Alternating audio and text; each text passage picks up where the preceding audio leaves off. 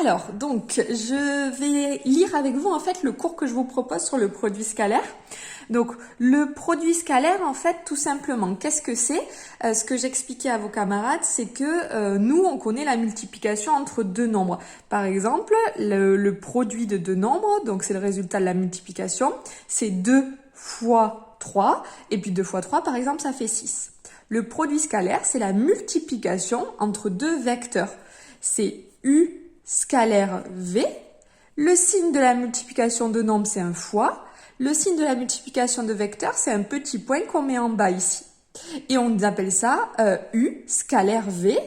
Et la seule originalité un petit peu, c'est que le produit scalaire, c'est un nombre. Donc ça va être moins 10, plus 12, etc. Mais c'est un nombre. Donc avant de définir le produit scalaire ici, je vous rappelle un petit rappel de seconde. C'est que la norme d'un vecteur, on la note de cette façon-là et c'est la distance entre A et B.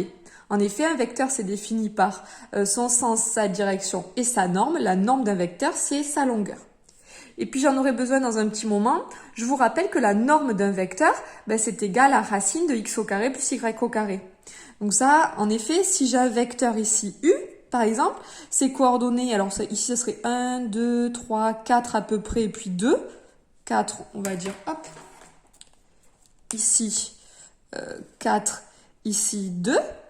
En fait, ici, pour calculer la norme, la longueur du vecteur, là, la norme ici du vecteur U, vu que j'ai ici un triangle rectangle, je peux appliquer Pythagore, et la norme de ce vecteur, elle est bien égale, d'après Pythagore, à ça au carré, plus ça au carré, auquel j'aurais mis la racine carrée. C'est-à-dire racine carrée de 4 au carré, plus 2 au carré. Donc on retrouve bien cette formule qui est que la norme, c'est racine de x au carré plus y au carré. Et maintenant, on définit le produit scalaire. Et donc, je vous dis que le produit scalaire de AB par AC, c'est le nombre réel AB scalaire AC. Donc, le nombre réel, c'est-à-dire que le résultat, c'est un nombre. Et il est égal, donc AB scalaire AC, c'est égal à la norme de AB fois la norme de AC fois le cosinus de BAC. Ici, juste, voilà. Là, ici, ça se lit, on lit AB scalaire AC.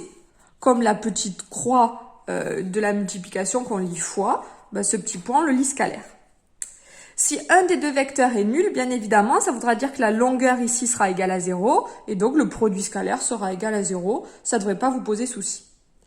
Et donc, je prends l'exemple ici de ce triangle, un triangle ABC, équilatéral de côté A, et je veux calculer AB scalaire AB, scalaire AC. Donc, AB scalaire AC, c'est tout simplement la longueur AB fois la longueur AC fois le cosinus de l'angle entre AB et AC. Le cosinus de l'angle, il est ici. Vu que j'ai un triangle équilatéral, tous les angles valent 60 degrés. Donc, c'est le cosinus de 60 degrés. Donc, la longueur AB, c'est petit a. La longueur AC, c'est petit a. Et le cosinus de 60 degrés, ici, deux solutions. Soit je le tape à la calculatrice. Donc, je vous avais demandé de faire attention que votre calculatrice soit en degrés. Si vous êtes sur les Numworks et que il n'y a pas le petit DEG ici, vous pouvez aller dans paramètres et voyez le premier unité d'angle, vous choisissez degrés au radian, donc en degrés. Et je vous ai mis une indication aussi pour la TI.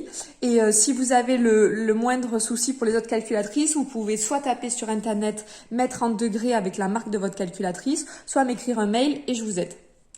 Et donc, si je regarde le cosinus de 60 degrés, donc je tape cos 60 et j'obtiens un demi 0,5. Et oui, en effet, parce qu'en fait, 60 degrés, on n'oublie pas que 60 degrés, sur mon cercle trigo, je suis ici. 60 degrés, ça correspond à pi sur 3. Hein. Et donc, le cosinus vaut 1 demi. Là, j'ai racine de 2 sur 2 et là, j'ai racine de 3 sur 2.